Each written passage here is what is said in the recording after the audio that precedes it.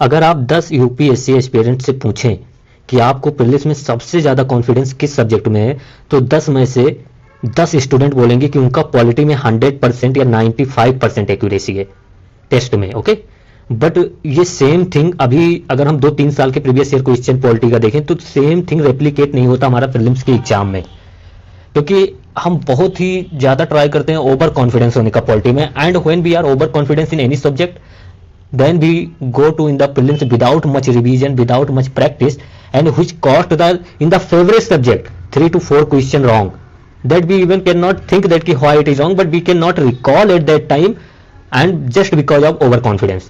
And if you in your favorite subject, if you lost 8 to 9 marks or 5 to 6 even, then it is going to a lot of cost for you. Okay, so main thing to start this MCQ of polity which are designed by the Saurabh sir, 350 total 350 question है, ज्यादा नहीं है, बहुत ही 2-3 class में कर लेंगे हम, specially prelims 2025 के लिए है। ठीक है, अपनी इस यूपीएससी प्रीलिम्स 2025 के लिए सौरभ सर ने डिजाइन किया है।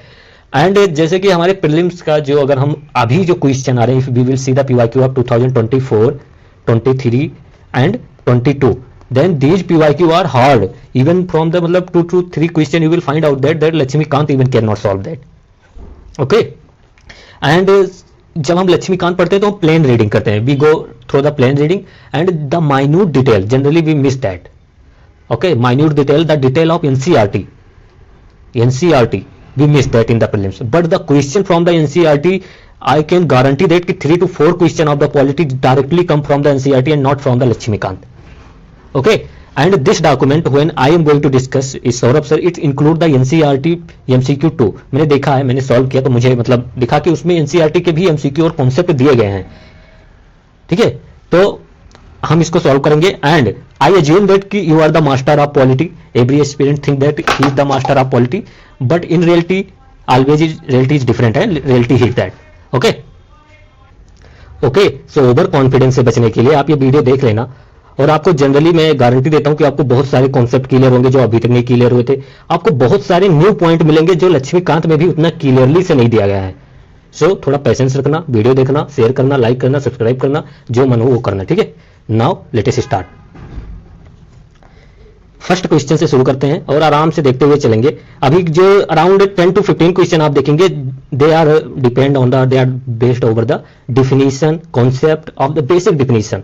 ओके, इन सब पर हम देखेंगे, और इस पे एवरी ईयर यूपीएससी 2 क्वेश्चन तो पूछता है एंड हो सकता है 3 भी हो जाए.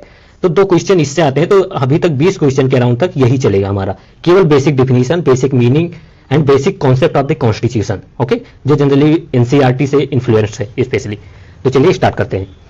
First question is that which of the following is the most important feature of Indian republic. Indian republic specially they are asking about the Indian republic. अगर हम इंडिया यहां से हटाकर प्योर रिपब्लिक के बारे में सोचें तो what is the meaning of the Republic. Republic means the highest office, the highest public office in any country is elected. Okay, अगर हम इंडिया की बात करें तो हाईएस्ट पब्लिक ऑफिस क्या है, प्रेसिडेंट है. President is elected person. अगर यूएसए की बात करें तो there is also president, that is also elected, and it can be direct elected और indirect elected. In Indian context अगर हम देखते हैं तो president is indirectly elected by the electoral college which are constituted by the MPs, elected MP either Rajya Sabha or Lok Sabha, and MLA of the Legislative Assembly. These are the electoral college of the president, Article 54. ठीक है, so republic means the highest public office of the country would be, और highest public office in the country का जो head होगा, the person would be elected one, either directly like a USA or indirectly like a India. And if we talk about the term republic, it is mentioned in our preamble. Our preamble say that be the people of India having solemnly resolved to constitute India into sovereign, socialist, secular, democratic republic. तो we are democratic republic. And another इसके against, just against, मतलब पूरा opposite मान लीजिए होता है क्या, democratic monarchy like UK या ब्रिटेन. ब्रिटेन में क्या होता है, जो highest public office is the hold by the king or queen, and that position is hereditary, means everyone cannot hold that position.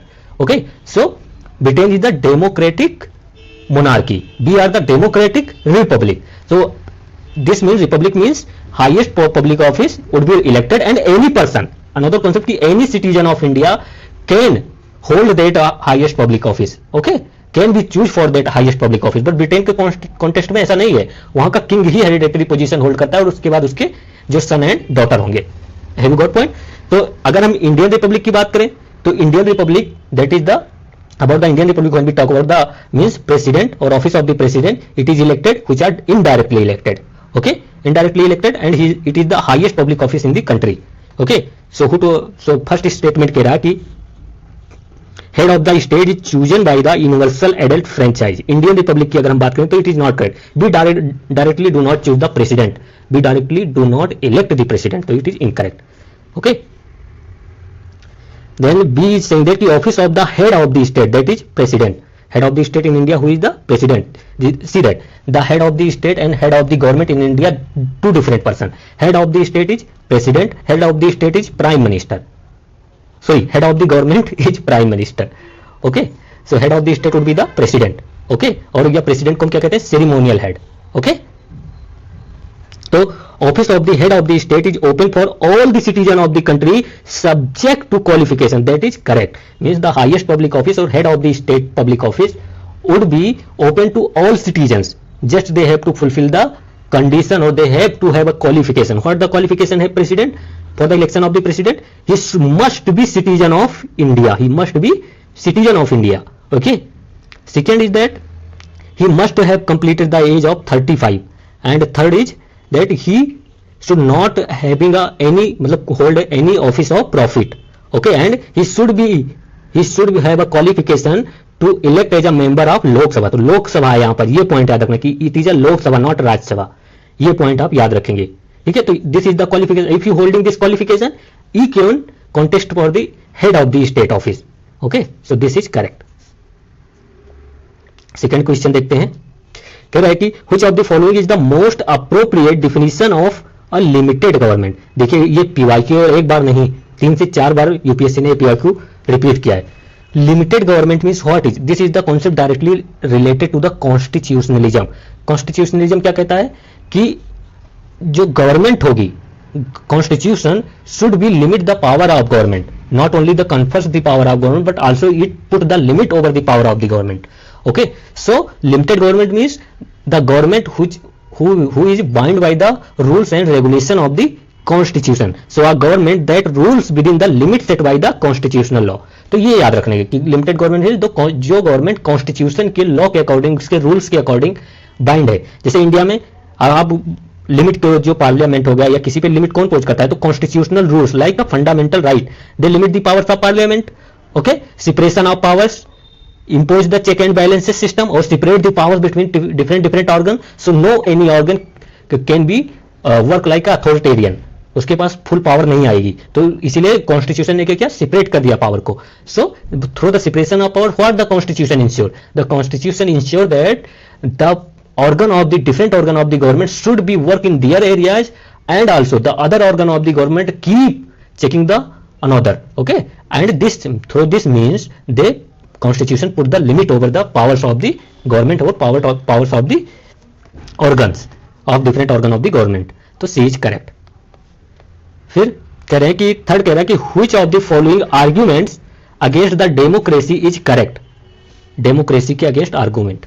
First कह रहा है कि democracy leads in stability. That is correct because अगर हम democracy की जब बात करते हैं तो it is just a number of game, और नंबर का गेम है. Anyone who have 272 plus MP in Lok Sabha can be the PM. Okay, and that because of this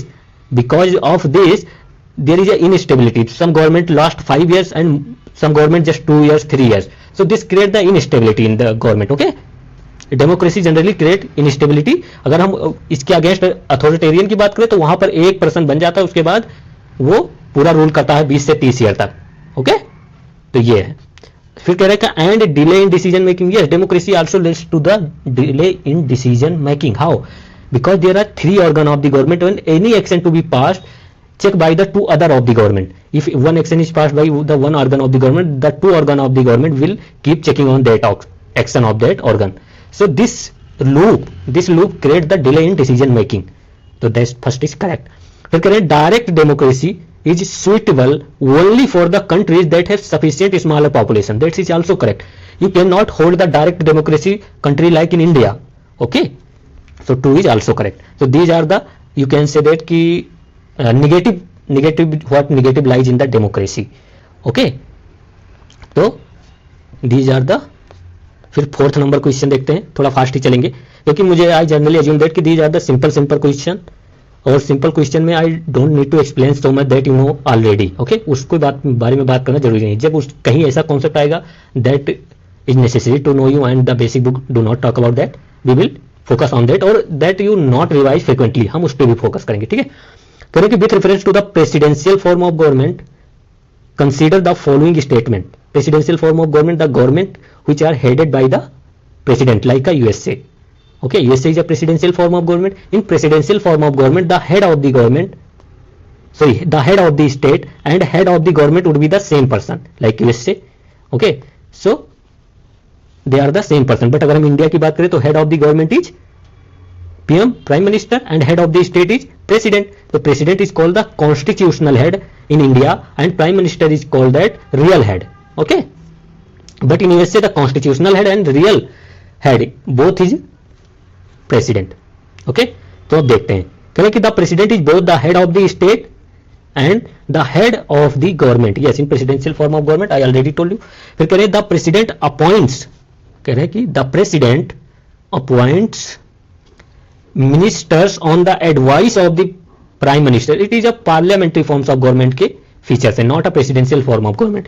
in presidential form of government क्या होता है कि president अपने according, क्योंकि वो ही हेड ऑफ द गवर्नमेंट होता है और हेड ऑफ द स्टेट, तो अपने अकॉर्डिंग कहीं से भी काउंसिल ऑफ मिनिस्टर को चूज कर सकता है। लेकिन अगर हम पार्लियामेंट्री फॉर्म ऑफ गवर्नमेंट की बात करते हैं तो प्रेसिडेंट उन्हीं मिनिस्टर को अपॉइंट करेगा या उन्हीं एमपीज को मिनिस्टर अपॉइंट करेगा that are advise by the prime minister. Okay, and but अगर हम प्रेसिडेंशियल फॉर्म ऑफ की बात करें तो हो सकता है कि वो मिनिस्टर एमपी हो या ना हो, पार्लियामेंट से बिलोंग करते हुए ना हो, प्रेसिडेंट जो भी चाहेगा, यूएसए का प्रेसिडेंट जिसे भी चाहेगा एक रास्ते से उठा के इंसान को मिनिस्टर बना सकता है। That's okay. तो this feature is about the parliamentary form of government and not about the presidential form of government. Okay, third is saying the president can veto any law made by the legislature.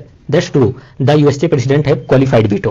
Okay, so only two statements are correct in this. Fifth number question is saying that with reference to the parliamentary form of government in India, consider the following statements. पहला कह रहे हैं कि the president and the prime minister both are elected indirectly by the people elected. देखिए president, if we talk about the president, he is elected by the electoral college. I already talk about that. But the prime minister is not an elected one. He is appointed by the president. Appointed by the president. Okay, so prime minister, there is no election for the prime minister in India. Okay, there is no election for the prime minister in India. He is appointed by the president. And one thing more is that there is no necessity that president would appoint only the Lok Sabha में जिसके पास सबसे ज्यादा MP होंगे. It is not necessary to the president. President can appoint any person to the prime minister and ask him to prove the majority in the Lok Sabha. There is no constitutionally bound that कि president only appoint the largest party which are elected in the parliament, in the Lok Sabha specially the prime minister. No, तो ये याद आप रखना, ठीक है. So prime minister is not elected, he is one appointed, the president is elected. Okay, so first is wrong. Second is saying, ये याद रखना इलेक्टेड वाला, इसीलिए मैंने इसको आपको बता दिया. Second is saying the prime minister can be a member from any house of parliament. Yes, if we talk about the India, the prime minister can be from the Rajya Sabha और फ्रॉम द लोकसभा और from the not any house.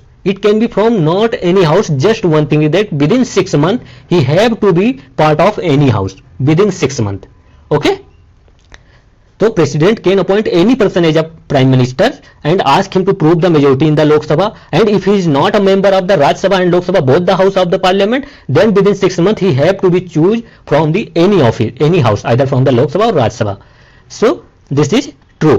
But अगर हम इसके against US वहाँ UK की बात करें तो वहां पर क्या होता है कि the prime minister must be from the belong to lower house. Okay, Lok Sabha that is. तो 2 is correct, first is incorrect. The council of ministers is responsible to the Lok Sabha only. See that I will not talk about this statement much and I will tell the reason too. There is confusion to me. मतलब sir ने क्या answer दिया पहले मैं बता देता हूं. Sir ने केवल 2 करेक्ट आंसर बताया है. But when we see that, I will tell the exact connotation of the Constitution of India. The Article 75 Clause 3 saying that the council of minister is collectively responsible to the Lok Sabha. There is no mention about the Rajya Sabha. So if we talk about the collective responsibility, it is to the Lok Sabha only. Okay, collective responsibility of the council of minister is Lok Sabha only. But the other view is saying that the council of minister is responsible only to the Lok Sabha but also to the Rajya Sabha in case of discussion, in case of asking the question. So in this case sir have given this statement wrong. Now your choice, अपना भी point अभी बताना कि क्या सही है क्या गलत है. ठीक है, तो अभी हम 2 तो करेक्ट लेकर चल रहे हैं और इसमें आप अपना सर के अकॉर्डिंग ये रॉन्ग है, बिकॉज काउंसिल ऑफ सर के according council of minister in generally responsible to the parliament and not the Lok Sabha only. Okay, so generally they are responsible to the parliament. तो ये बताना कि क्या आपको लगता है. फिर 6 नंबर question is saying that with reference to the uniqueness of Indian secularism consider the following statement. What you meaning by the secularism, पहले ये देख लेते हैं. इंडियन नहीं, एक ब्रॉडर मीनिंग ऑफ सेकुलरिज्म देख लेते हैं. Broader meaning of secularism is saying that कि there would be no state religion. There would be no state religion. Okay, that is the secularism. Now two concept of secularism has evolved with the time. The first concept which are used by the western countries like USA and France, they use that there should be complete separation of religion and state. Complete separation of religion and state. That is also you can say that धर्म निरपेक्ष. Okay, धर्म निरपेक्ष की बात करते हैं. But in India, the Indian secularism is saying that कि all the religion, there would be no, first of all there would be no state religion, but all the religion should be promoted equally. Okay, all the state have support to all the religions, not only there would be no discrimination based on the religion, but at the same time there is no complete separation of religion with the state. In India this concept is evolved. Okay, so Indian secularism is called the positive secularism, which called the सर्व धर्म संभवा, means सभी धर्म को promote करना. That is Indian concept of secularism. Western क्या करता है, धर्म निरपेक्ष, धर्म से कोई मतलब नहीं. That's it Indian secularism and western secularism. Okay, तो अब बात करते हैं स्टेटमेंट. फर्स्ट कह रहा है कि it follows everyone, it allow everyone to freely practice and propagate a particular religion without any limitation. See, this is a connotation of article 25. Any person or anyone can propagate and practice and conscience any religion, but there is limitation. The government can put limitation based on the health, morality or security of the state. Okay, so government have authority to put the limitation. 1 minute, बाहर से आवाज आ रही है. Okay, so government can put the limitation and these fundamental right are not absolute. Okay, there is a right with the limitation. These are the right with limitation. Okay, so it is incorrect because of the without any. Second statement is saying that ki every religious group, either Hindu, Muslim, Sikh, is free to manage its religious affairs. This is correct. Every article 26 of the Indian fundamental right, you can say that ki every religious group is free to manage its religious affairs, institution. Okay, so this is correct. Third is saying it follows a principle. Indian secularism follow a principle and equal distance from all religions. Yes, this is true. Indian secularism is it promote all religion, but at the same time it's also follow the principle of equal distance from the all religion. Okay, means no religion can affect the decision of the state. So all the religions should be equally maintain distance from the state. This is the Indian concept of secularism. So this point you will remember that. Okay, so just be promote all the religion, no doubt in that. We will promote state as a state or government will promote all the religions equally, not discriminate with any religions. All the religions have a right to propagate and profess their religion, but at the same time state also ensure that ki all the religions should be equally maintain distance from the state. No religion can interfere in the regulation or rule and law making procedure of the state or decision of the state. Okay, so only 2 statement are correct, that is 2 and 3. First is wrong, तो 2 statement यहाँ पर आप choose कर लेना. चलते हैं next question, 7 number question. Is it saying that which of the following is regarded as the heart and soul of the Indian Constitution? We know that कि doctor B R Ambedkar ji ने कहा था कि right to the constitutional remedy, that is article 32, is heart and soul of the constitution. Okay, this right give the right to move the direct Supreme Court. You can move to the Supreme Court in case you think that your fundamental right is violated, so you can directly move to the Supreme Court for the enforcement of fundamental right, that is Article 32. Okay. 8 number question कह रहा है कि with respect to the federal form of government, consider the following statement. Federal form of government means government at two levels. One is center or union and other is regional level or local level.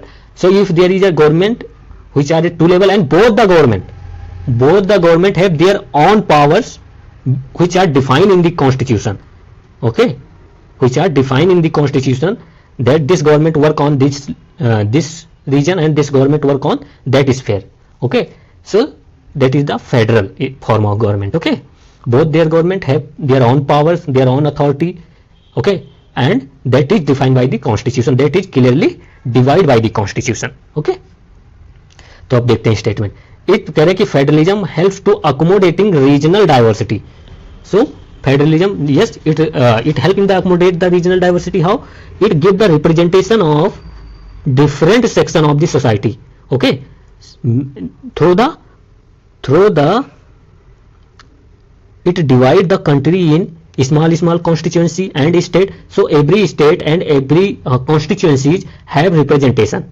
Okay, so through this it accommodate the regional diversity. Second कह रहे हैं कि it guarantees, मतलब कह रहे हैं federal form of government guarantees cooperation between federal and provincial government as well as among the provincial government. Okay, this is not a guarantees, there is a aspiration. ये कह सकते हैं कि इट इज आइडियल्स दैट कि इन federal form of government state और centre के बीच एक अच्छा कोऑपरेशन हो, बट ऐसा कोई गारंटीज नहीं आ रहा. दोनों लड़ते ही रहते हैं ना. कोई कहता है हमारी स्फेयर की पावर ले लिया, स्टेट लिस्ट में सेंटर घुस रहा है, और सेंटर कहता है कि स्टेट हमारी लिस्ट में या कंकरेंट लिस्ट में इशू रहते हैं. तो ऐसा कोई कोऑपरेशन की गारंटी नहीं होती फेडरल स्ट्रक्चर ऑफ गवर्नमेंट में. तो ये इनकरेक्ट, ये तो करेक्ट. फिर क्या, it promotes unity in the country, that is correct. ये तो एक सेल्फ एक्सप्लेनेटरी है कि federal government promote the unity of in the country through the representing all the section of the society और representing the diversity of India at the parliament level और at the government state government level. Okay, so 2 and 3 are correct. तो 2 statement इसमें भी correct हुए. फिर 9th number question देखते हैं. कह रहे हैं कि with reference to the political parties consider the following statements. Political parties कह रहे हैं कि the constitution has laid down the detail criteria for a political party to be a recognised party.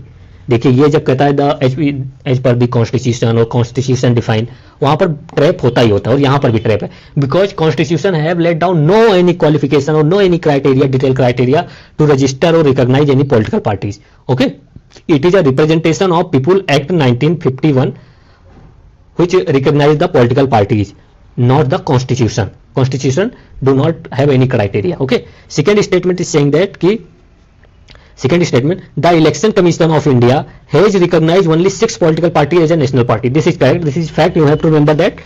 Okay, so election commission of India ने यहाँ पर 6 political parties को all over India में national party का status दिया है. ठीक है, तो ये आप याद रखेंगे. अभी जल्दी में किसको दिया था? आम आदमी पार्टी को स्टेटस. बीजेपी ऑलरेडी है, बसपा भी ऑलरेडी है. ठीक है, कांग्रेस तो है ही.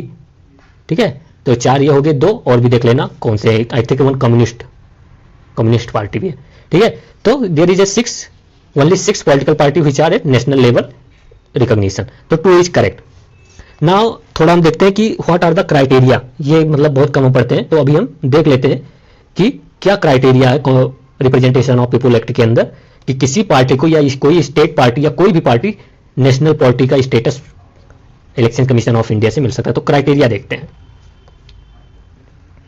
Criteria, the first criteria is that कि the party would be declare a national party if the party have secured 6% of total polled votes in the 4 or more state in general assembly or Lok Sabha. If any party can secure 6% of votes in 4 or more state, okay, 6% of vote in 4 and more state, okay, in the Lok Sabha or state assembly दोनों में, plus he have secured the 4 Lok Sabha seat more than 1 state. तो ये अगर condition, पहली condition fulfil हो जाती है तो कोई भी पार्टी नेशनल पार्टी बन सकती है. तो 6% वोट चाहिए जो टोटल वोट पड़े हुए हों किसी भी स्टेट असेंबली और लोकसभा में 4 स्टेट से. ओके, एंड 4 लोकसभा सीट चाहिए, वो मोर देन 1 स्टेट से होनी चाहिए। अगर ये दोनों कंडीशन फुलफिल होती है तो वो नेशनल पार्टी बन सकते हैं। फिर सेकेंड क्या है, सेकेंड क्राइटेरिया कि आप टोटल क्या करें कि 2% of Lok Sabha seat, if you want the 2% of Lok Sabha seat in 3 states, not only 1 state. If it is criteria of 1 state, then Samajwadi Party would have been the national party. Okay, so this is the 2% of Lok Sabha, total of the total Lok Sabha seat, जितनी भी Lok Sabha seat है उसका 2% from any 3 state. Okay, if you have secured that, you can be claim for the national party status. Okay, third is, what is the third? If you have a recognition of state party in 4 states. If you have recognition of state party, मतलब अगर आपको state party का status मिला हुआ है 4 state में, then you are eligible to recognise as a national party. Okay, तो ये याद रखना, हो सकता है कोई पूछ लिया जाए। ठीक है, अब चलते हैं 9th नंबर आप क्वेश्चन में। ओके, 9th नंबर हो चुका है, 10th देखते हैं। 10th कह रहा है कि which of the following is the condition for a political party to become a national party। वही क्वेश्चन आ गया। ओके, तो मैंने जो बताया वो याद रखेंगे तो हो जाएगा। ठीक है, फर्स्ट कह रहा है कि a party must be secure at least 6%, yes 6% vote secure करना चाहिए। कितने स्टेट में? 4 और मोर स्टेट में। ठीक है, 6% of total poll vote in 4 and more state, and plus 4 Lok Sabha seat 1 and more state में। इफ ये दोनों मिलाकर एक ही कंडीशन है, दोनों फुलफिल होनी चाहिए, एक नहीं। ठीक है, तो मैं इसको कैसे याद रखता हूं बता देता हूं। मैं 6-4-4 याद रखता हूं रूल, कि 6% vote in 4 and more state plus 4 Lok Sabha seat 1 और मोर स्टेट। तो ऐसे में याद रखता हूं। ठीक है, तो ये करें कि आप party must secure at least 6% of the total votes in election to the Lok Sabha. Okay, so this is only one, this criteria is not enough. ये एक पार्ट है एक क्राइटेरिया का, तो ये इनकरेक्ट हो जाएगा। फिर कह रहे हैं कि आ पार्टी, ये इनकरेक्ट कह रहे हैं कि a party must win at least 2%, sorry win at least 4% seat in the assembly election to more than 2 state. ये तो ऐसा है ही नहीं ना, हमने पहले ही देख लिया था कि ऐसा कोई रिकॉग्निशन ही नहीं है। अगर एक रिकॉग्निशन है कि अगर 4 स्टेट में आपकी पार्टी स्टेट पार्टी का स्टेटस मिल जाता है 4 स्टेट में, then you can claim for the national party. Okay, so अगर ये असेंबली इलेक्शन में कितना सीट आप सिक्योर करते हैं उससे नेशनल पार्टी का स्टेटस नहीं मिलता। तो नाइदर 1 नॉट 2। अगर आप मैंने जो बताया याद रखेंगे तो हो जाएगा काम। अगर आपको नहीं याद होता तो आप फिर से उसको रिवीजन करना। 6-4-4 का रूल, फिर 4 स्टेट में स्टेट पार्टी का रूल। ओके, फिर 2% ऑफ लोकसभा में 3 स्टेट 23 का रूल, कि 2% ऑफ लोकसभा सीट इन 3 और more state, then you can be a national party. Okay, तो ये 3 रूल आप याद रखेंगे। 11 नंबर क्वेश्चन कह रहा है कि ऑल द सिविल, सॉरी पहले क्वेश्चन पढ़ते हैं। In order to contest election in India a candidate must declare the details of which of the following. देखिए, सुप्रीम कोर्ट का एक केस आया था, union of India versus ADR. Okay, in 2002 के around. Okay, तो ये एडीआर का मतलब होता है शायद कि डेमोक्रेटिक राइट और प्रमोशन ऑफ डेमोक्रेटिक राइट, देख लेना इसका। तो ये केस आया था और इस केस में सुप्रीम कोर्ट ने कहा कि जो भी कैंडिडेट कोई भी इलेक्शन कंटेस्ट कर रहा है, स्टेट लेजिस्लेटिव एमएलए का या एमपी का, उसको अपने सभी सिविल नहीं क्रिमिनल केसेस को जो भी पेंडिंग है उसके अगेंस्ट उसको डिस्क्लोज करना पड़ेगा, डिक्लेयर करना पड़ेगा कि उसके अगेंस्ट किसने क्रिमिनल केसेस है, not civil cases. So first is wrong. फिर कहते हैं कि details of the asset and liability of the candidate and his her family, that's true. The detail of the asset और लाइबिलिटी, कितना loan लिया है आपने या कितना लोन दिया है, क्या आपकी एसेट है, कितना आपके पास पैसे हैं, all things they have to declare that. Then third is education qualification, that's also true. Education qualification of the candidate also should have been declared. Okay, अगर किसी को भी इलेक्शन कॉन्टेस्ट करना है तो ये जब आप पर्चा भरने जाएंगे तब आपको डिक्लेयर करना पड़ेगा, ये नेसेसरी है। तो ओनली 2 आर करेक्ट। चलिए ये देखते हैं, ये पीवाईक्यू है, सीडीएस का पीवाईक्यू है, सीडीएस पीवाईक्यू। ओके, चलिए सॉल्व करते हैं। एक बेसिक कॉन्सेप्ट पर, ये पॉलिटी के एनसीईआरटी से आप कह सकते हैं कि पूरी तरह से लिया गया है एनसीईआरटी से। तो आप करते हैं, हम इसमें पूछा गया कि how many pairs are given above are correct, मतलब दोनों मैच है, बट हम क्या ट्राई करेंगे कि सब जान लेंगे और फिर आप अपने अकॉर्डिंग आप मैच कर लेना। ठीक है, करें कि power shared among the different organ of the government, if the power is shared between the different organ of the government, it is relate to the separation of powers. Okay, separation of powers between the different organ of the government. Okay, if तो ये यहां पर आ जाएगा, तो यहां पर 1 लिख देता हूं मैं। कह रहे हैं कि power shared among the among government at different level, तो it is anyhow talk about the federal government, so यहाँ पर मैं 2 लिख देता हूँ. तो different level of government, if there is a power divide between the different level of the government and that power divide as per the constitution, then the government is the federal government. Okay, then third is power shared by the different social groups, so this is the community government. The different social group come together and they form the government, and now the different social group have their own sphere of power. किसी के पास criminal power, किसी के पास civil power, किसी के पास judicial power, तो ऐसे ना, तो पावर शेयर कर दिया गया डिफरेंट कम्युनिटी के बीच, तो it is a community government. Third, फिर कहते हैं पावर शेयर बिटवीन 2 और मोर political parties, that means coalition government. Fourth ना, कोएलिशन गवर्नमेंट, जब कोएलिशन गवर्नमेंट बनती है या कोएलिशन पार्टी गवर्नमेंट इंडिया में बनती है, तो आप देखते होंगे कि जिस पार्टी ने सपोर्ट किया उसके भी मिनिस्टर्स होंगे प्राइम मिनिस्टर के साथ. जैसे अभी चिराग पासवान बने food minister, food I think food and public distribution के मिनिस्टर बने, देख लेना. तो वो मतलब चिराग पासवान जी बने हुए मिनिस्टर. फिर इंडस्ट्री मिनिस्टर आई थिंक कोई बिहार का बना हुआ है जेडीयू से. तो ये कोएलिशन गवर्नमेंट में ऐसा होता रहता है. फिर 13 नंबर ऑफ क्वेश्चन देखते हैं. 13 number of question is saying that कि कंसीडर द फॉलोइंग सब्जेक्ट. ये बहुत इंपॉर्टेंट है मेरे अकॉर्डिंग कि इस बार एक ना एक क्वेश्चन 7th शेड्यूल से आएगा. 7th schedule of the Indian constitution which talk about the, you can say the division of power between the center and state. The article 245 to 263, sorry 63 talk about the division of the power between center and state, and it mentioned the 3 list: union list, concurrent list and state list. Okay, so the question, the probability of the question to come from the concurrent list, तो concurrent list because there is always dispute between the, और 1 minute बाहर से आवाज आ रही है. Okay, so हम देखते हैं कि कंसीडर द फॉलोइंग सब्जेक्ट, कह रहे हैं कि which of the subject given above belong to the concurrent list of the Indian constitution. Concurrent list of the Indian constitution देखते हैं. Education, yes education in the concurrent list of, because and second is the forest. Okay, education हो गया, forest हो गया, because these are the 2 subject, these are the 3 even, they are transfer from the concurrent sorry state list to the concurrent list through the 42nd amendment act, Constitutional Amendment Act. The 5 subjects are transferred from the concurrent list to state list to concurrent list. Okay, state list to concurrent list 5 subject transfer हुए थे 42nd Constitutional Amendment Act में, and these are the subject. First is the education, then forest, then administration of the justice, then wildlife protection. Okay, wildlife protection, and one more is the weight and measure. So these are the subject which are transferred from the concurrent list to state list in the, फिर से उल्टा बोल गया ना, state list to concurrent list in through the 42nd constitutional amendment act.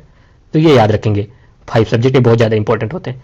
तो ये तो concurrent list से ही बिलोंग करते हैं. Then the crypto currency, see that crypto currency का इशू हो गया, या फिर any issue which will emerge in the future, they are not mentioned in any list of the constitution.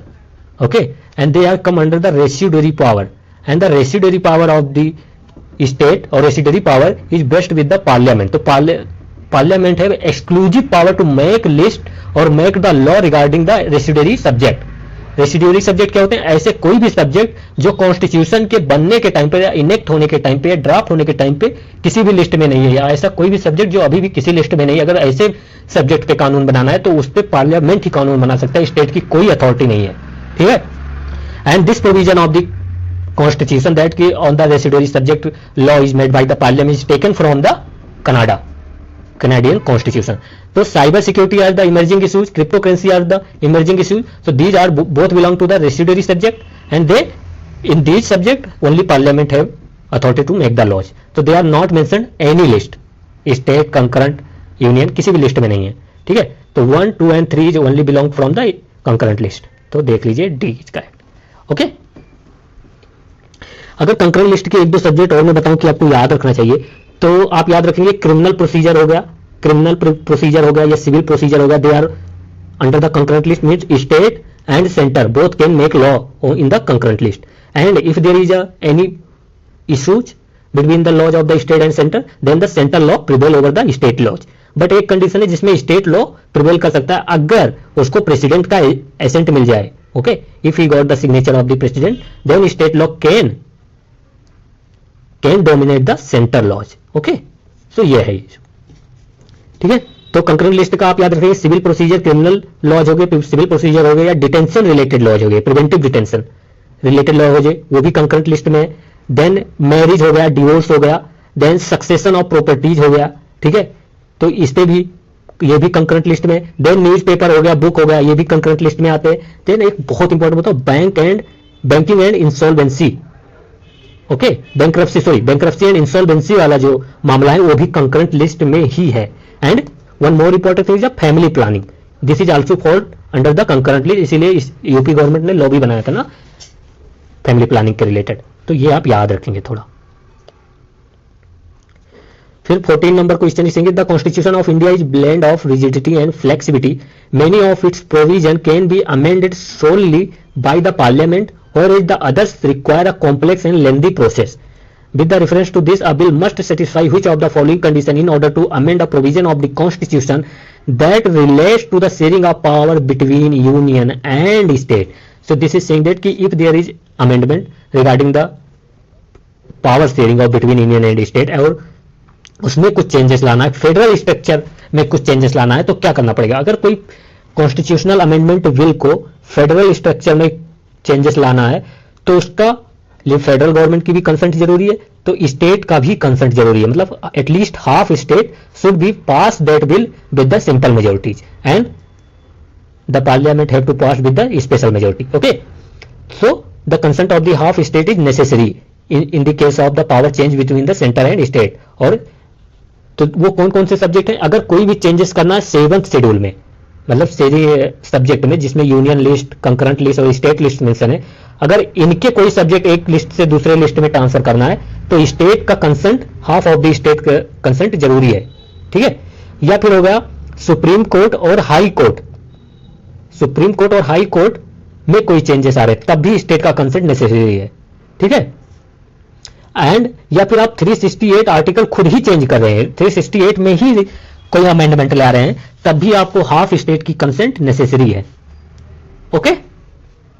या फिर आप इलेक्शन ऑफ द प्रेसिडेंट में कोई चेंजेस ला रहे हैं तब भी आपको हाफ स्टेट की कंसेंट नेसेसरी है। तो मैंने अब तक जितने भी प्रोविजन बताए, these are the provision of the federal government, okay, these are the provision of the federal government where the state also have authority in the election of president, MLA take part, okay, so this is the MLA also have power in the election of the president, that means in the election of the president state have also say or state have also authority, okay, also have power to elect.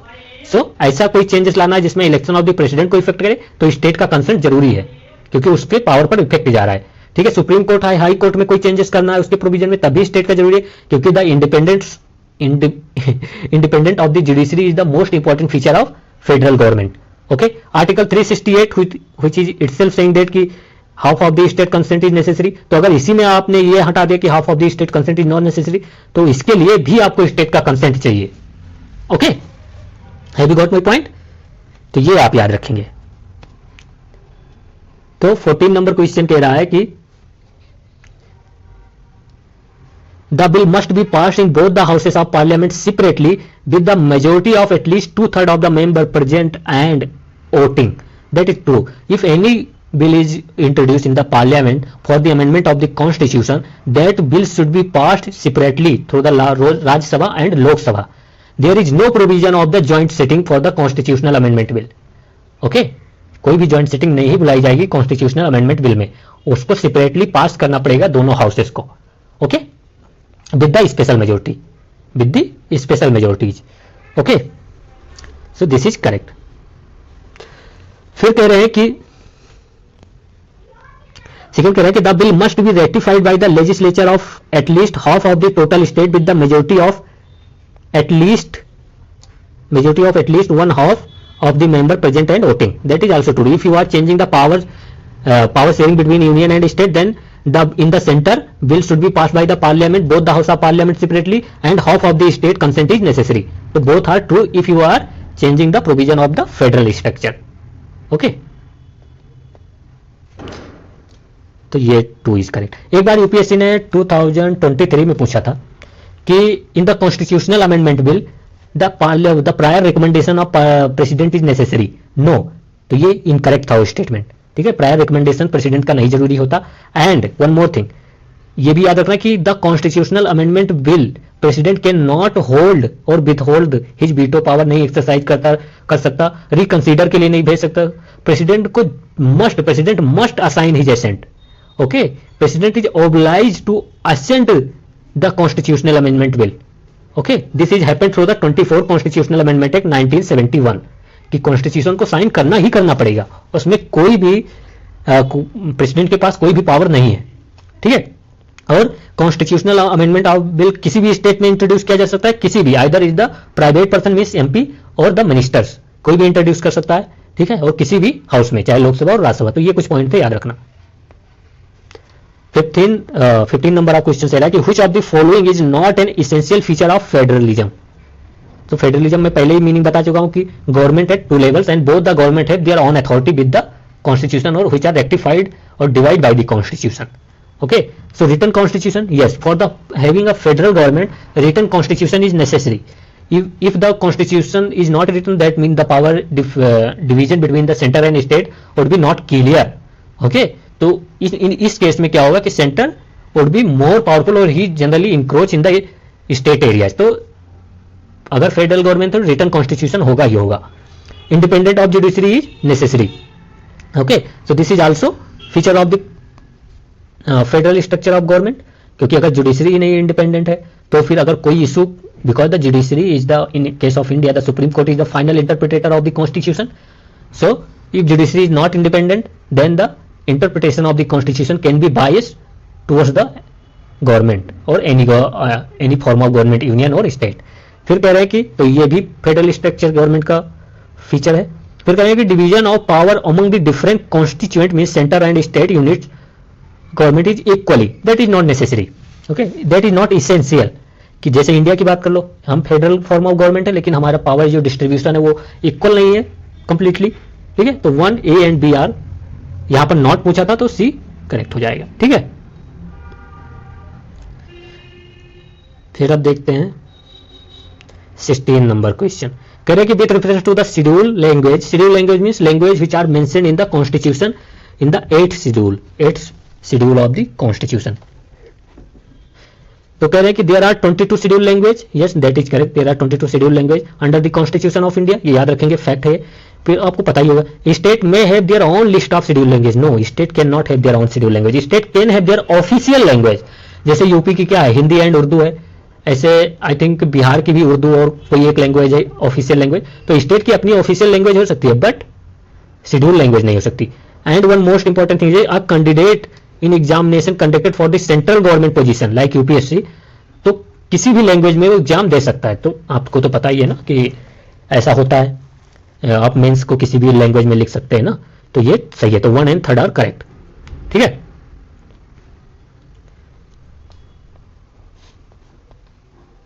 फिर कह रहे हैं 17 number question करें, how many of the following is consider as the violation of fundamental rights. Violation of fundamental rights, not paying minimum wages. See, there is no provision in the constitution that minimum wages is necessary and it is a fundamental right of every citizen. Okay, so this is not a fundamental violation. It can be, it is mentioned in the DPSP or government have also part the minimum wages act, तो उसके अंदर it is a statutory violation और law को violate कर रहा है but it is not fundamental right violation. Okay, minimum wage है, तो ये इनकरेक्ट हो जाएगा। फिर करें not allowing worker to go on strike. एक बात याद रखना, the article 19 talk about the freedom of speech and expression and it include the 6 right. Okay, that 6 right was the first is freedom of speech and expression, second is the freedom of assemble without arm, आप लाठी डंडा आप gun लेकर assemble नहीं हो सकते, इकट्ठा नहीं हो सकते। थर्ड इज सेइंग दैट कि freedom of association, you can form the association और you can go for the protest, but you have no, there is no fundamental right which talk about the strike, right to strike. This is a legal right in some cases, but it is not a fundamental right to go on the strike. Okay, so and fourth क्या है 19 article में है जो कहता है कि freedom of move, and fifth कह रहा है freedom of profession, and these article 19 is also not a absolute right, they are not absolute, they are limited by the some restriction like public morality, health, sovereignty and integrity of the India, unity of the India. Okay, so these are the some areas which can prevail over these fundamental right. Okay, so there is no fundamental right regarding the strike, तो ये भी incorrect. फिर कह रहे हैं banning on movies, yes this is the violation of fundamental. If you ban any movies, that means you are banning the speech of expression or freedom of speech of anyone. Okay, movie is the you can say that ki movie are the expression of the, or you can say that is a one form of putting their views. तो आप अगर उसको ban कर रहे हैं, movie ban कर रहे हैं, बुक्स बैन कर रहे हैं, तो that mean you are curtailing the freedom of speech. So this is the violation of the fundamental right. तो only third, because banning the movies ये सब वायलेशन में आता है. 18th कह रहा है कि with reference to the first past and post system, this is the system through which MPs and MLA are choosed. Okay, इसी पॉलिसी पर एमपी एमएलए का इलेक्शन होता है कि जो केवल मतलब अगर किसी को 50 वोट मिला है और किसी को 51 वोट, एक ही वोट प्लस मिल गया, फर्स्ट पास्ट जो एक ही वोट प्लस मिल गया, तो he would be the winner in the first past and post system. So election in India is conducted on the basis of this first past and post system, especially the legislative assembly and parliament, MPs especially. So they are elected based on the first past the post system. But the president हो गया, vice president हो गया, they are elected based on the proportional representation. Okay, proportional representation by means of single transferable vote. तो ये याद रखेंगे आप. तो हमें पहले इसके बारे में बताना है. करें the entire country in this situation ना, the entire country is divided into smaller constituency. बिल्कुल सही है. हम इंडिया में एमपी कॉन्स्टिट्यूंसी होती है, एमएलए की कॉन्स्टिट्यूंसी होती है, तो they are divided in different constituencies. जैसे हम यूपी में बात करें तो 80 लोकसभा सीट है, ठीक है. तो the entire state in UP is divided in the 80 seats. Okay, in first past and the post system. फिर करें कि the every constituency elect only one representative. यही तो in the first past and post system only one winner is comes from the every seat or every constituency. Okay, even he got the 51, even he got the less than the 50% vote. Okay, हो सकता है उसके पास majority भी ना हो. किस case में, मान लीजिए 10 कैंडिडेट लड़े हैं और 10 कैंडिडेट में सबको 5% मिला है, किसी को 8-10% मिला है, बट जो विनर हुआ उसको 20% या 15% मिल गया, तो विनर को 15% पे. तो यहां पर ऐसी कोई मेजोरिटी तो है नहीं कि मेजोरिटी पीपल्स का भी हुआ है, लेकिन फिर भी यही चुन के आएगा क्योंकि सिस्टम ही ऐसा है. ठीक है, तो 1 and 2 आर करेक्ट. फिर करें कि every political party gets seats in proportion to the percentage of poll vote for it. This is the representation, you can say the proportional representation system, जहां पर अगर 100% वोट पड़ा, 100 वोट पड़ा है, तो किसी पार्टी को 55 वोट मिला, किसी पार्टी को 30 वोट मिला, ठीक है, और किसी पार्टी को मिल गया यहां पर 15 वोट. तो इन्हीं परसेंटेज ऑफ वोट के तौर पर सीट भी डिवाइड कर दी जाएगी. ठीक है, परसेंटेज ऑफ, तो 55 को हो सकता है कि 10 सीट मिल जाए, इनको हो सकता है 30 वाले को 7 सीट मिल जाए, इसको भी हो सकता है 3 सीट मिल जाए गवर्नमेंट में. तो काउंसिल ऑफ मिनिस्टर में इन तीनों के रिप्रेजेंटेटिव होंगे प्रोपोर्शनल रिप्रेजेंटेशन में. तो प्रपोर्शन में सीट मिलती है, जिस प्रपोर्शन में आपको वोट शेयर मिला, परसेंटेज ऑफ वोट मिला, उसी प्रपोर्शन में आपको सीट भी मिलेंगी. तो इस केस में क्या हो सकता है कि एक कॉन्स्टिट्यूंसी से 2 और 3 इलेक्टेड हो सकते हैं मेंबर. जिसको 40% हो सकता है मिले वो भी हो जाए, और जिसको 30% मिला है वो भी हो जाए. ठीक है, तो दोनों चुनकर जा सकते हैं पार्लियामेंट में प्रोपोर्शनल रिप्रेजेंटेशन में. ठीक है, तो इसमें क्या होता है कि आपका वोट बर्बाद नहीं होता. आप ये याद रखेंगे, जो भी बोल रहा हूं वो आपके बेनिफिट के लिए ही है. तो ये तो first past and post system का नहीं है, और ये दोनों है. आप बताइएगा अगर आपको लगता है कि थोड़ा और मतलब समझा के चलना है तो मैं उसको भी ऑप्ट कर लूंगा, नहीं तो अगर इतना ही है तो ये भी आप बता दीजिएगा. 19 नंबर क्वेश्चन कह रहा है with reference to Indian federalism consider the following statements. कह रहा है कि only the central government can make laws only in the schedule mentioned in union list. Indian federalism की बात कर रहा है. So the 7th schedule of the constitution mentioned about the 3 list, union list, concurrent list, state list. There is a provision the union list subject are exclusively in any circumstances the parliament can make law. No other government can make law. State government or anyone have no authority apart from the parliament. तो union list exclusively parliament के पास है. Concurrent list में parliament की override power है. अगर state और concurrent list में दोनों लॉ बनाते हैं, स्टेट और सेंटर दोनों लॉ बनाते हैं कंकरेंट लिस्ट में, तो सेंटर का लॉ प्रिवेल होगा स्टेट के लॉ के ऊपर. देन स्टेट लिस्ट कहता है कि in normal condition the state have exclusive power to make law under the state list. Normal condition में. But if it is a president rule or if it is a national emergency, then centre can redirect the state to make laws or centre can make law in the subject mention in the state list. Okay, तो आप देखते हैं, तो in union list of course the only central government have power to make law. In state only state government can make law subject mention in the state list. No, centre can also make law in case of national emergency और president rule. फिर कह रहे हैं कि central and state government both can make laws on residuary subject. में पहले ही बता देता कि रेसिडुअरी जो सब्जेक्ट है उसमें ओनली पार्लियामेंट को पावर है लॉ बनाने की, और ये ऐसे सब्जेक्ट हैं जो किसी भी लिस्ट में नहीं है. And these power law to make power in the residuary subject are with the parliament only, and this comes from the Canadian constitution.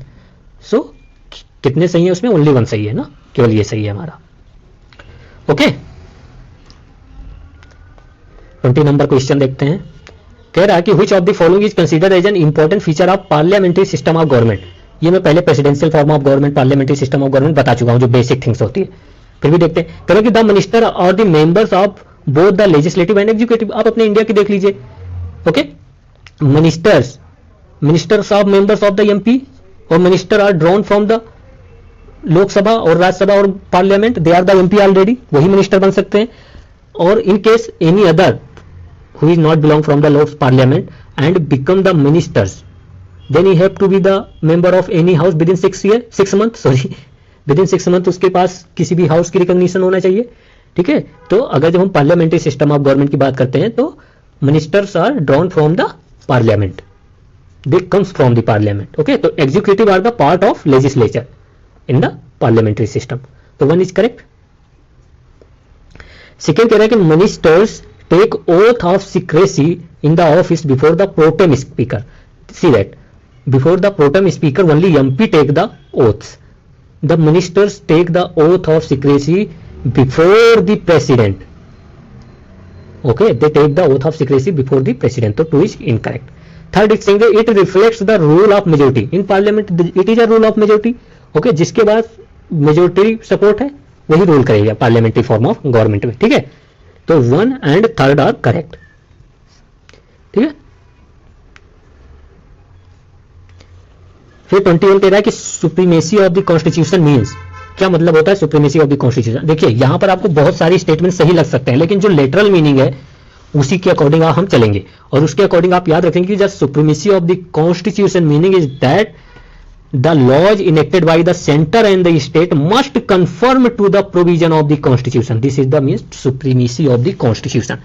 Means constitution is the fundamental law or highest law of the land, and all the law of the state and central government should be in line with the constitution. That is the meaning of supremacy of the constitution. हम और statement इसलिए नहीं पढ़ेंगे क्योंकि हमें confusion नहीं चाहिए इसमें. ठीक है, वन लाइनर में, क्योंकि वो बहुत ही ज्यादा प्रॉब्लमेटिक हो सकता है. फिर 22 कह रहा है कि which of the following characterizes power sharing in modern democracy. Modern democracy power sharing किस प्रकार वर्क करता है, क्वेश्चन भी समझना जरूरी है. कह रहा है कि power is being shared between the different level of the government, that is the federal structure of the government और फेडरल फॉर्म ऑफ गवर्नमेंट. तो मॉडर्न डेमोक्रेसी में एग्जिस्ट करता है, बिल्कुल एग्जिस्ट करता है ये शेयरिंग पावर. फिर कह रहे हैं power is being shared among the different organ of the government, it's indicate about the separation of the powers. This is also correct.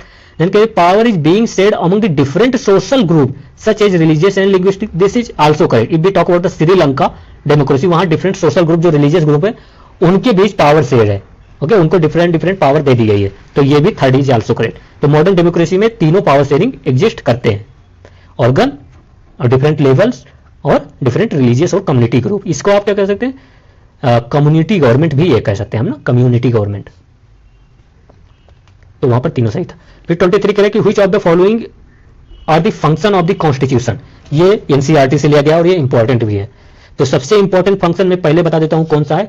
To put a limit on the government power to impose restriction on its citizens. This is the most important function of the constitution, that it put limit over the power of the government. Okay, so it put the limitation on the power of the government through the provision. What are the provisions? Separation of the powers. Divide कर दिया पूरी power को. फिर fundamental right include कर दिया कि हाँ आप सिटीजन की सारी पावर नहीं ले सकते. फिर जुडिशरी को इंडिपेंडेंट कर दिया कॉन्स्टिट्यूशन. तो ये सब क्या लिमिटेशन ही तो है गवर्नमेंट के ऊपर. ठीक है, कि कोई भी लॉ अगर कॉन्स्टिट्यूशन के अगेंस्ट जाता है तो जुडिशरी आकर कहेगी this law is unconstitutional. If you are any if you government try to impose the restriction on the judiciary, then people will be use the power of right there, right to speech and expression, protest and different method. So these are the method provided by the constitution to check and balance over the all the function of the government. Okay, तो सबसे important ये है. फिर कहें to specify the power who will make decision in the society. This is also function of the constitution. Okay, it specify that who will form the government, who will eligible for the forming the government, who will take the decision. So these who will make the laws, parliament, state legislature, implementation of the law by the council of minister. These all are come from where? From the constitution. So ये भी function है constitution का. करें कि to provide a set of rules that allow coordination between member of the society. Yes, this provide like a DPSP. Provide the rule for the coordination, cooperation and development of the societies, like a preamble which talk about the justice, social, economic and political justice. Also preamble talk about the unity and integrity of the citizens. Okay, so coordination and cooperation ही तो build कर रहा है different section of the society. तो तीनों यहाँ पर correct है और तीनों याद भी रखना है आपको. ठीक है, फिर 24 देखते हैं. कह रहा है कि consider the following statements. The constitution is a written document describing the formation and powers of the government. तो the constitution is a written document that describe the formation of the government and power of the government. That is true. Okay, constitution generally written document ही होता है. देखिए unwritten constitution भी होते हैं, but यहां हम जनरल टर्म में बात कर रहे हैं. तो constitution is a written document, और जो गवर्नमेंट कैसे फॉर्म होगी, प्रोपोर्शनल रिप्रेजेंटेशन होगा कि पार्लियामेंट्री फॉर्म ऑफ गवर्नमेंट होगी कि प्रेसिडेंशियल फॉर्म ऑफ गवर्नमेंट होगी, ये कौन डिसाइड करता है? कॉन्स्टिट्यूशन ही डिसाइड करता है, कॉन्स्टिट्यूशन ही लिखता है. ठीक है, फिर कह रहे हैं कि the constitution exist and is required only in democratic country. ये नेसेसरी है कि कॉन्स्टिट्यूशन केवल डेमोक्रेटिक कंट्री में एग्जिस्ट करता है. China also have constitution, so this is not correct. फिर करेंगे the constitution is a legal document that deals with the ideas and values. ये DPSP, fundamental right, these are the ideals of the constitution, liberty, fraternity, equality. So this is correct. Our constitution gives its citizen a new identity. That is also correct. When we say the be the people of India, so it is giving us identity of Indian people. Republic means we are the republic, democratic. So ये हमें एक new identity provide करता है. तो 1, 3 and 4 are correct. तो only 3 statement. Okay. फिर अब next question पर चलते हैं. 25 नंबर क्वेश्चन देखते हैं. 1 मिनट, इसको ऊपर कर लेता हूं. 25 नंबर क्वेश्चन कह रहा है कि which of the following jeopardise means क्या होता है कि खतरनाक है या dangerous to the philosophy of the constitution. Philosophy of what are the philosophy of the constitution? Equality, fraternity, rule of law, equal protection of the laws, okay, right to privacy, right to liberty, means all the fundamental right of ideals of the preamble. These are the philosophy of the constitution. Okay, and philosophy of the constitution, you know what say? Philosophy of the constitution is not just about what is written in the constitution, it is also about the what constitution want to say. Okay, क्या कहना चाहता है वो, केवल written ही नहीं, unwritten or spirit of the constitution. Philosophy means spirit of the constitution, which are not solely based over the written, what are solely based over the text of the constitution. Okay, अब देखते हैं. First statement कह रहा है कि it appears to have glossed over मतलब avoid करता है. ठीक है, It appears to have glossed over important issue like gender justice. क्या कॉन्स्टिट्यूशन डायरेक्टली अवॉइड करता है जेंडर जस्टिस? ऐसा है? नहीं है ऐसा. हमको पता है कि कॉन्स्टिट्यूशन बल्कि बहुत ज्यादा बात करता है जेंडर जस्टिस, इक्वलिटी की बात करता है आर्टिकल 14 में. फिर आर्टिकल 15 में बात करता है कि no one state can not discriminate any person or any citizen of India based on the religion, race, caste and gender. फिर आर्टिकल 16 टॉक अबाउट दैट कि all citizen of India, person not citizen word use करता है. ठीक है, article 16 कहता है कि all citizens of India have equal opportunity for the public employment irrespective of the race, caste, sex and okay religion. तो ये क्या है, ये सब क्या बात करते हैं? जेंडर इक्वलिटी की तो बात कर रहे हैं ना. तो अभी मैं आपको बता दूं, there are the some fundamental right which are available to the foreigner and citizens both, and some are only available to the citizen. So the fundamental right 15, 16, 19, 29 and 30. These are the fundamental rights which are available to only to the citizens of India. And apart from this, these rights, all the rights are available to the any person, citizen plus foreigners. Have you got my point? Okay. चलिए अब देखते हैं. कह रहे हैं कि एक constitution question क्या था कि कौन सी following is jeopardise the philosophy of the constitution. तो फिलोसफी ऑफ द कॉन्स्टिट्यूशन के लिए क्या खतरनाक है, कह रहे हैं कि it appears to have glossed over the important issue like gender justice, तो ये गलत है, हमने देखा, अवॉइड नहीं करता। फिर कह रहे हैं कि socio economic rights are relegated to directive principle which are non justiciable, that is not correct. Socio economic rights जो हैं they are in the directive principle of state policy, but they are not relegated, they are not means overlooked. हम देखते हैं ना कि India में बहुत सारे एक्ट बनाए गए हैं जो directive principle of state policy को इंप्लीमेंट करते हैं।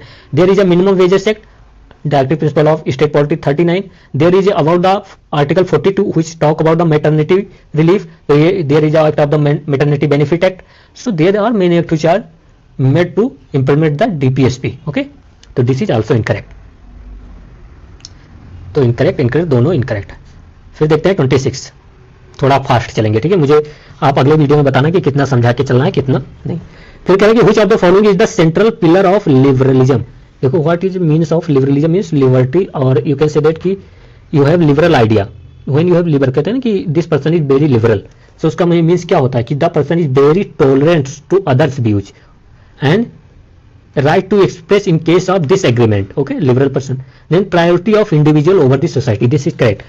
Liberalism promote the priority of the individual over the society, तो this all are the correct, तो all three are correct, ठीक है।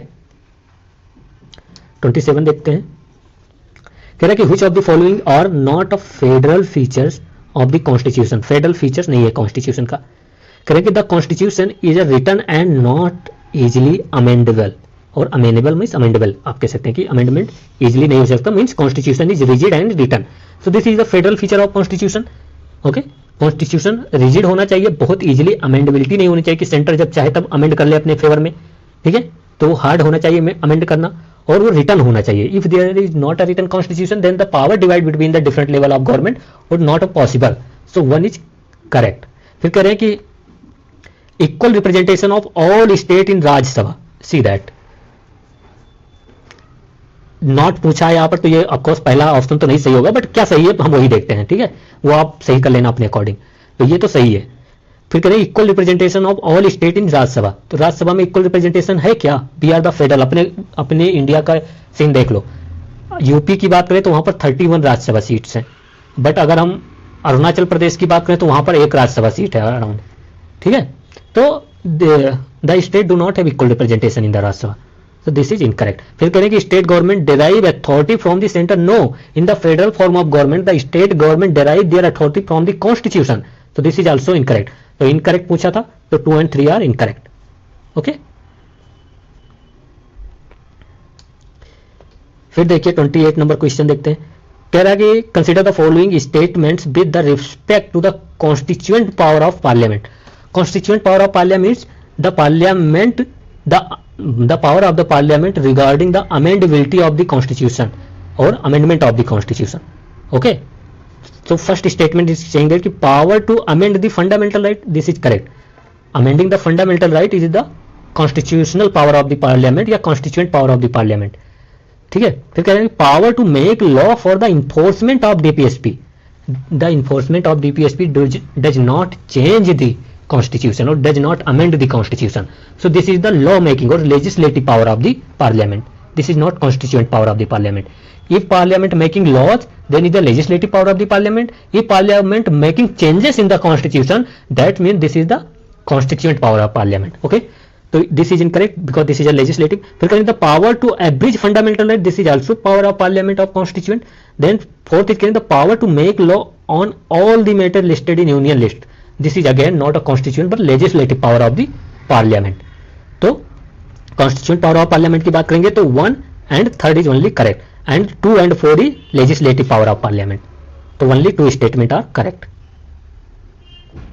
29 देखते हैं, कह रहा है कि consider the following statement which reflect the basic principle of federalism। फिर वही बात, बेसिक प्रिंसिपल ऑफ फेडरलिज्म आपको मैं इतनी बार बता चुका हूं, आप उसी पे चलिएगा। देखते हैं, कह रहे हैं कि फर्स्ट कह रहा है कि प्रिंसिपल्स ऑफ फेडरलिज्म है क्वेश्चन, याद रखना। फर्स्ट कहता है कि legislative authority is partitioned between centre and state by the law, जो लेजिस्लेटिव अथॉरिटी होगी वो सेंटर और स्टेट के बीच पार्टीशन होगी बाय द लॉ। तो देखिए जब when we are talk about the basic principle of the federalism, the legislative authority between the centre and state is partitioned not by the law but by the constitution. Constitution is a fundamental law of the country, but not the law is it is not a general law. There is a statement which talk about the general law. Okay, so ये incorrect हो जाएगा हमारा. फिर कह रहे हैं कि executive authority is partitioned between the center and state by the constitution. That is correct. Okay, if the in federal form of या फेडरलिज्म में क्या होता है कि कॉन्स्टिट्यूशन सुप्रीम अथॉरिटी होती है और कॉन्स्टिट्यूशन रिटर्न होता है, and all the power between the two level of the government is define होती है कॉन्स्टिट्यूशन में, जिससे there would be less chances for the conflict. Okay, तो टू इज करेक्ट. फिर करें executive authority is partition between centre and state by the law, तो third is also correct because by the constitution होगा. फिर करें legislative authority is partition between the centre and state by the constitution, तो this is correct कि legislative authority जो होगी वो सेंटर और स्टेट के बीच कॉन्स्टिट्यूशन ने डिफाइन किया होगा या डिवाइड किया होगा. तो 2 and 4 आर करेक्ट. तो ओनली 2 यहां पर होगा. ठीक है, फिर देखते हैं 30 नंबर क्वेश्चन. कह रहा है consider the following statement with respect to the federalism. कह रहा है courts have a power to interpret the constitution and powers of the different level of the government. That is correct. In the federal form of government the court or the judiciary would be independent and the judiciary would be the final interpreter of the constitution, and court have the power to interpret the constitution in case of the issue in the federal issue. Okay, so अगर हम India की बात जब करते हैं तो supreme court have the power to resolve the issue regarding the federal structure. So this power in India, the power of the Supreme Court to resolve between the center and state or between the state, this called the original power of the Supreme Court. This comes under the original power, means none other than the Supreme Court. Any court have the power to decide these issues which involve the federal issues. Okay, तो supreme court की जब हम बात करते हैं तो supreme court है original power in article 131.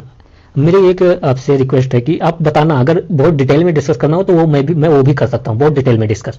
ठीक है, तो वो भी करेंगे आगे से.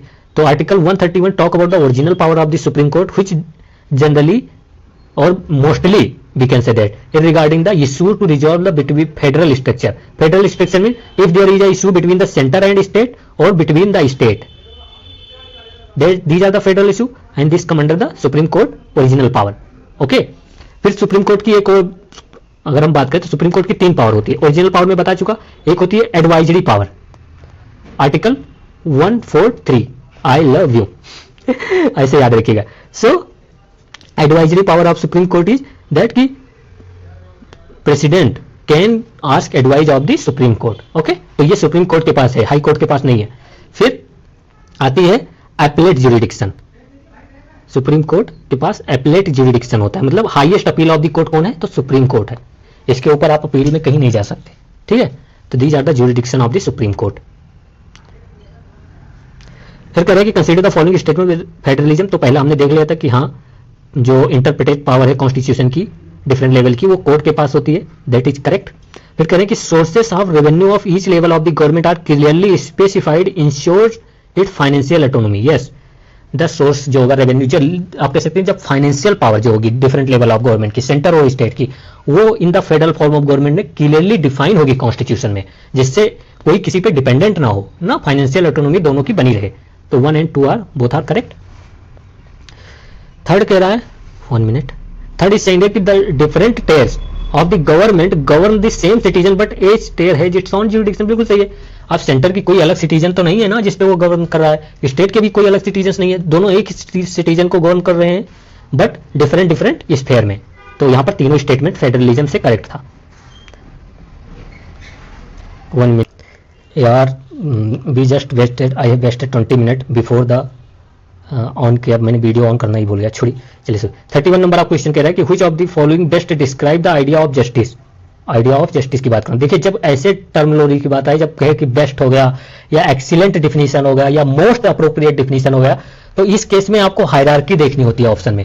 और जब आप ऐसे क्वेश्चन को जब आप सॉल्व करते हैं, प्रैक्टिस करते हैं, तो आप उसी स्टेटमेंट को देखें जो सही है. तो idea of justice means fair treatment to all individual. इतना ही याद रखिए. Justice mean fair treatment to all individual. तो कौन सा option? B. Fairness in giving opportunity to all individual. It is a best idea of justice. Okay, और statement हम देखेंगे ही नहीं. फिर कह रहा है 32 कह रहा है कि which of the following is included in the freedom of religion? Article 25 to 28 of fundamental right is talk about the freedom of the religion, and article 25 is also, it means that ki persuading people to convert from one religion to another religion. So the article 25 is not just about the propagating the religion or professing the religion or practicing the religion, it's also about the you can persuade the people to convert their own religion. Okay, so this is correct. फिर करें कि it also provide for not to follow any religion, this is correct. Right to freedom of religion or freedom of religion is also the right or the freedom from the religion. Okay, so right to freedom of religion is also include the right to freedom from the religion. So you can be atheist, you can be person who not follow any religion. Okay, so this is correct, and it is your fundamental right to following any religion or not to following any religion. Okay, so दोनों correct हैं.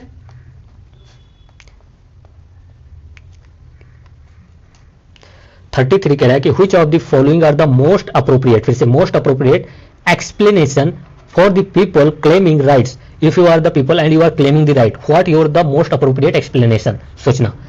कह रहे हैं कि right should be recognise by the society. अब बताओ कि तुम आदमी हो तो तुम ये कहोगे कि मेरे राइट उसी पे डिफाइन हो जो सोसाइटी है. No, you will not explain like this.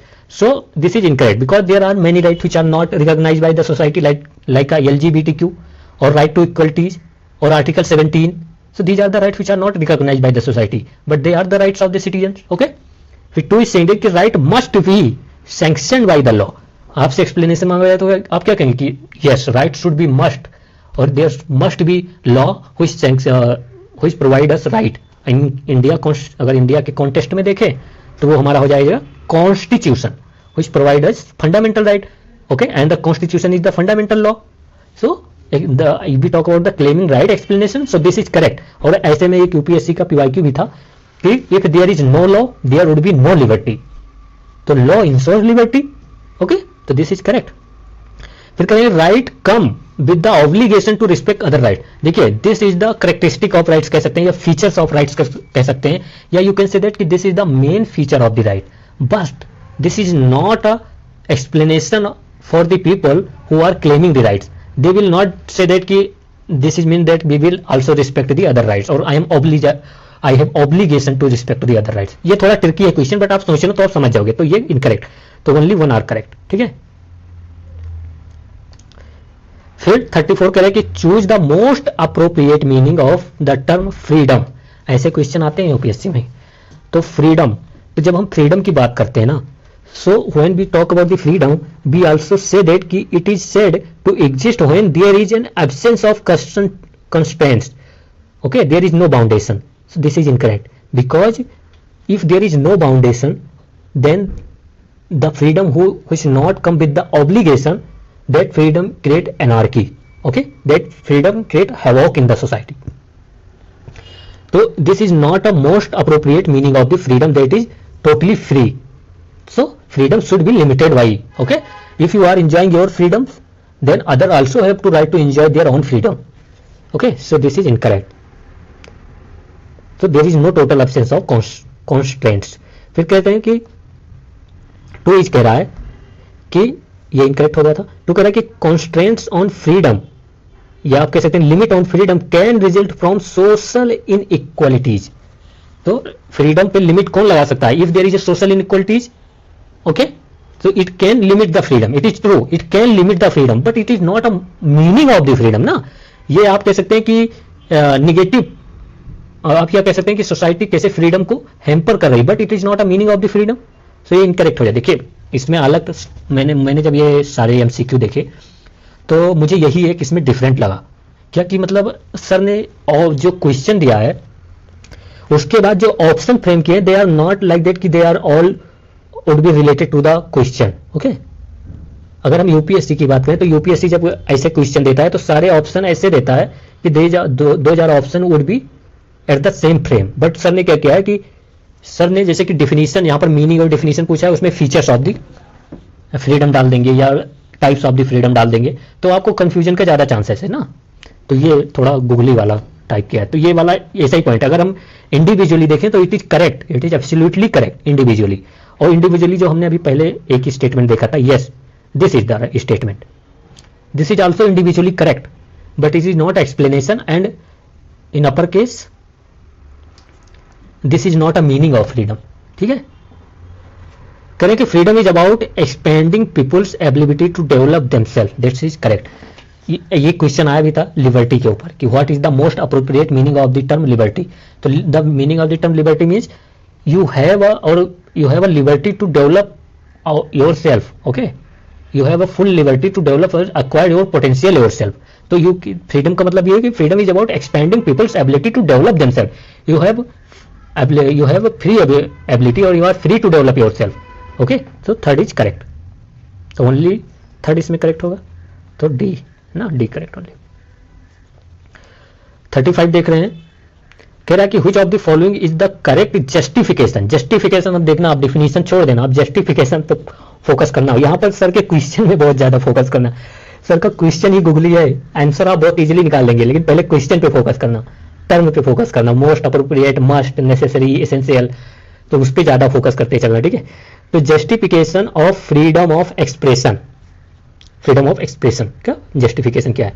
करें कि द करेक्ट जस्टिफिकेशन क्या है कि no one can always be false.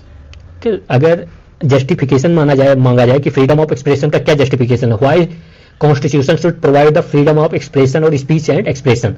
So the first justification is that कि no person can be absolutely wrong in every time और can speak every time false. It is correct ना. Justification है कि कोई हमेशा गलत ही नहीं बोल सकता ना. देयर इज ए चांस कि he will say right, and it is develop if the person have right to speak or right to express, so this ability will develop. Okay, फिर कहें कि it is required because conflicting ideas result in right ideas. That is also true. Why freedom of speech is required or freedom of expression of every individual in democracy is required or society is required? Because when the ideas are conflicting, that result in the most appropriate, or you can say the new ideas which are more developed. Okay, conflicting ideas give the rise of new liberal or more developed ideas. So this is correct. फिर करें it is required for a creation of knowledge as an asset. This is also correct.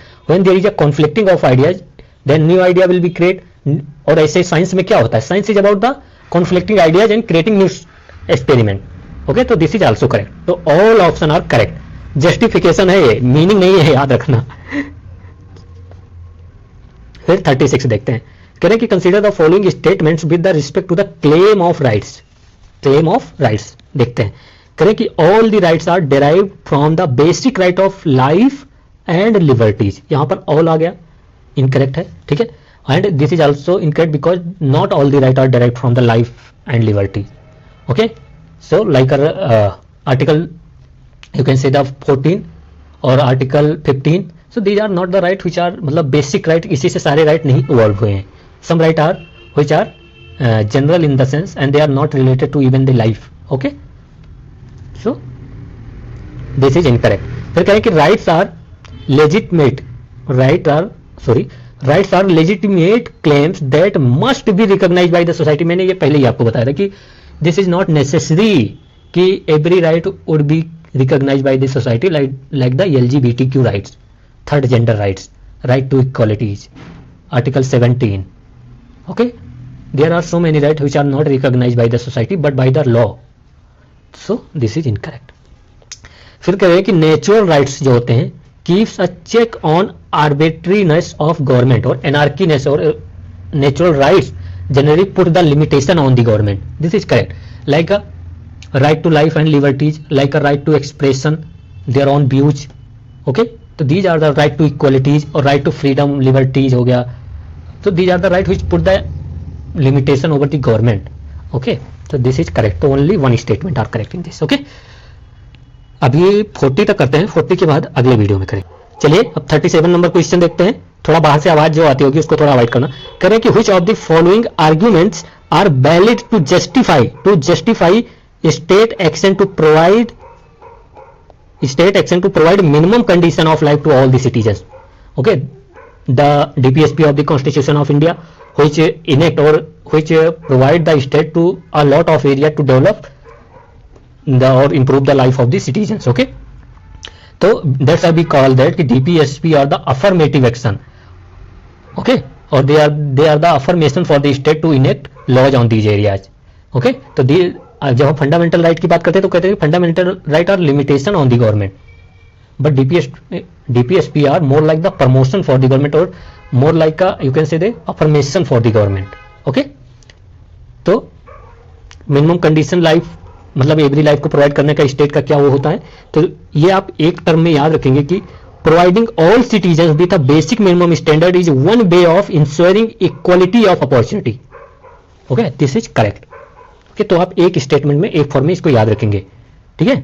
Basic amenity इसलिए citizen को state provide करता है क्योंकि ये improve करता है और ये एक इंश्योर करता है कि हर एक सिटीजन को इक्वलिटी ऑफ अपॉर्चुनिटी हो, ठीक है। फिर 38 नंबर देखते हैं, बहुत आवाज आ रही है एक बार से इसलिए जल्दी बंद करेंगे। 40 which of the following statement best describe transformative constitutionalism. पहले देखिए कॉन्स्टिट्यूशनलिज्म मींस मैंने पहले बताया constitutionalism means the power of the constitution to limit the power of the government और the provision of the constitution to limit the power of the government means constitutionalism, ensuring the constitutionalism, okay. But transformative constitutionalism means the power of the constitution to transform the life of the peoples. So the Indian constitution is a transformative constitution. Yes, how? The constitution include a lot of rights, a lot of provisions which transform the right of this or transform the life of the citizens, like a right to equalities which provide the every citizens equal right or right to equal protection of the laws, okay. Article 39 ये DPSP क्या कहता है कि सभी citizen को जो poors है उनको फ्री लीगल एड दिया जाए। तो ये क्या करता है, लाइफ मतलब सिटीजन की लाइफ को तो ट्रांसफॉर्म कर रहा है ना। Article 17 which are against the untouchability, तो ये क्या कहता है कि untouchability are forbidden in any form. So जो अनटचेबल्स पीपल्स थे कॉन्स्टिट्यूशन आने के बाद उनकी लाइफ ट्रांसफॉर्म हो गई, उनको अब इक्वल राइट मिल गया। तो this is the transformative constitution कि जब से कॉन्स्टिट्यूशन फोर्स में आया तो उसने सिटीजन की लाइफ को अपने कॉन्स्टिट्यूशन ना आने से पहले कितना ट्रांसफॉर्म कर दिया। तो there are a lot of provision, right to liberty, equalities and right to speech and expression, जो ब्रिटिश के टाइम पे नहीं था but constitution provide that, okay. These are the ideas of the transformative constitution. तो Indian constitution is a transformative constitution which transform the life of the peoples, okay. अब देखते हैं तो ट्रांसफॉर्मेटिव इसका भी हम एक वर्ड में याद करेंगे कि इंटेल्स, इसका मीनिंग क्या होता है कि entails instilling principles such as equality, liberty, fraternity and dignity into the society. That is correct कि ट्रांसफॉर्मेटिव कॉन्स्टिट्यूशन का मतलब अभी तक मैंने जो एग्जांपल दिया वो क्या था, किसी की लाइफ को इंप्रूव कर रहा था, किसी को फ्रीडम ऑफ एक्सप्रेशन दे रहा था। तो ट्रांसफॉर्मेटिव कॉन्स्टिट्यूशनल मीन्स क्या होता है कि these are the principle instilling in the societies, okay, equality, fraternity. अब ये फर्स्ट स्टेटमेंट देखिए क्यों कर रहा हूं। ये कह रहा है कि a mechanism that provide legitimacy to democratic government, democratic government को एक लेजिटिमेसी प्रोवाइड करा सकता है। ये फंक्शन ऑफ कॉन्स्टिट्यूशन हो सकता है but is not transformative constitutionalism. Transformative constitution जो मैंने बताया वही कि लिबर्टी, इक्वलिटी, फ्रेटर्निटी या फिर राइट टू स्पीच या फिर अनटचेबिलिटी राइट को जो खत्म किया, अनटचेबल्स को राइट जो दिया, वो आइडिया को सोसाइटी में लाना, सोसाइटी को ट्रांसफॉर्म करना, ठीक है, वही है ट्रांसफॉर्मेटिव कॉन्स्टिट्यूशन का। ये कह रहा है कि adherence to the fundamental right of the constitution, this is not regarding the transformative constitutionalism. फिर ये limit the power of the government is only about the constitutionalism, not the transformative. फिर 39 देखते हैं। कह रहा है consider the following statement with respect to the constitutional morality. What is the constitutional morality? Constitutional morality means upholding the fundamental value of the constitution or following the fundamental value of the constitution, not only in the text basis but also in the spirit, okay. So this is the constitutional morality. So the term has been originated by George Grote in the context of Greece and Athens. ये सही है, ये पूरा fact है, आपको याद ही रखना है, ठीक है। फिर करेंगे the term was used to highlight the value of popular sovereignty, popular sovereignty, that is also correct. Constitutional morality ये हाईलाइट करता है कि ओवरऑल जो कॉन्स्टिट्यूशनल वैल्यूज हैं वो पॉपुलर सोवरेनिटी को अपहोल्ड कर रही हैं, ठीक है। फिर थर्ड स्टेटमेंट कह रहे the idea of constitutional morality has been mention for the first time by the judiciary in Kesavananda Bharati case. तो ये भी सही है। अब ये दोनों तो फैक्ट है, आपको याद ही रखना होगा है। और ये कह रहे हैं कि the term constitutional morality term use किया जाता है कि highlight the value of popular sovereignty, मतलब popular sovereignty means constitution is drawn from the publics, okay, constitution is drawn from the public and these are the whatever the views mentioned in the constitution that called the constitutional morality, and these constitutional morality comes from the peoples, okay, so 2 is correct, third is also correct and 1 is also, तो all statement are correct in this। तो ये दो आप याद रखेंगे। Constitutional morality को सबसे पहले जुडिशरी ने केशवानंद भारती केस जो 1973 में हुआ था, the case which involved which are the foundational justice for the basic structure of the constitution, Kesavananda Bharati case था, ठीक है। नहीं समझ में आएगा तो वो क्वेश्चन बताइएगा, मैं थोड़ा फिर से आपको कर दूंगा, अभी मैं बहुत फास्ट सोच रहा हूँ, 40 नंबर तक हो जाएगा। करें which of the following can be attributed to the idea of collective responsibility। The idea of collective responsibility in the constitution is mentioned in the article 75 subclause 3 which say that कि the council of minister are collectively responsible to the लोक सभा, okay, लोक सभा है यहाँ पर, parliament नहीं है, ये याद रखना, ये ट्रिक है, ठीक है। तो अब देखते हैं कलेक्टिव रिस्पॉन्सिबिलिटी का आइडिया क्या है। यहाँ पर आइडिया बताना, ये नहीं बताना कि एज पर the constitution what mean the collective responsibility, no, idea of the collective responsibility mean principles of the collective responsibility क्या है, स्प्लिट क्या है कलेक्टिव रिस्पॉन्सिबिलिटी की, ठीक है, दोनों डिफरेंस है। जब हम एज पर द कॉन्स्टिट्यूशन जाएंगे तो क्या क्या एक्सप्लिसिटली लिखा हुआ है, टेस्ट क्या है कॉन्स्टिट्यूशन में, वो हम कहेंगे एज पर द कॉन्स्टिट्यूशन में। जब बट हम जब कहेंगे कि idea of federalism, idea of freedom, idea of liberty, तब हम अपने कॉन्स्टिट्यूशन को नहीं देखेंगे, तब हम एक ब्रॉडर आइडिया देखेंगे, एक स्प्लिट और एक प्रिंसिपल्स की तरह उस क्वेश्चन को लेंगे, ठीक है। दोनों में डिफरेंस है और ये याद रखना बहुत हेल्प करेगा आपकी। तो करें the idea of collective responsibility क्या है, करें कि all the members of government are unanimous in support of policy, that is true. Idea of collective responsibility क्या होता है, ये सुप्रीम कोर्ट ने भी हेल्ड किया है कि all the members of the government और all the council of members of the government और council of the ministers are the support of policy. कोई भी एक मिनिस्टर ये नहीं कह सकता कि मैं इस पॉलिसी के सपोर्ट में नहीं था, ठीक है। यही है कलेक्टिव रिस्पॉन्सिबिलिटी कि भले उस हो सकता है कि 100 मिनिस्टर हों और वहां उसमें 75 मिनिस्टर ही सपोर्ट कर रहे हैं, बट जो 25 नहीं कर रहे उनको ये माना जाता है कि उनका सपोर्ट है, मतलब मान लिया जाता है कि उनका है, और अगर उनको नहीं करना तो वो रिजाइन कर दें। But there is no any other way. Even you are like or not like the action of the government, but you are responsible for the action of the government because you are the government. Okay? तो collective responsibility यही कहता है कि out of 10 even 6 are ready, then total 10 are ready. गजब math है, ठीक है। तो all the members of the government are unanimous or in the support of policy, any policy of the government. तो ये सही है। फिर कहें the minister are responsible for the success and failure of the policy, that is also true. All the minister are responsible, success हुई कोई policy या fail हो गई तो मिनिस्टर आर रिस्पॉन्सिबल। फिर कहें द काउंसिल ऑफ मिनिस्टर्स, कह रहा है कि द काउंसिल ऑफ मिनिस्टर्स जो होते हैं is a collectively responsible to the Lok Sabha, hence as soon as the minister loses it confidence of the house it must resign, that is true. That is also true कि जो council of ministers होते हैं, अगर India के contest में ही बात करें तो वो लोकसभा से रिस्पॉन्सिबल है। लोकसभा कोई भी क्वेश्चन पूछ सकती है, and if the council of minister loses majority views in the Lok Sabha then they have to resign, then the council of minister can not stand, okay. तो ये आप याद रखेंगे। और एक मैं वैल्यू एडिशन बताऊं, the no confidence motion is nowhere mention in the constitution, there is no nothing about the no confidence motion in the constitution, but the collective responsibility, जो ये टर्म है ना कलेक्टिव रिस्पॉन्सिबिलिटी, ये indirectly propagate करता है no confidence motion का।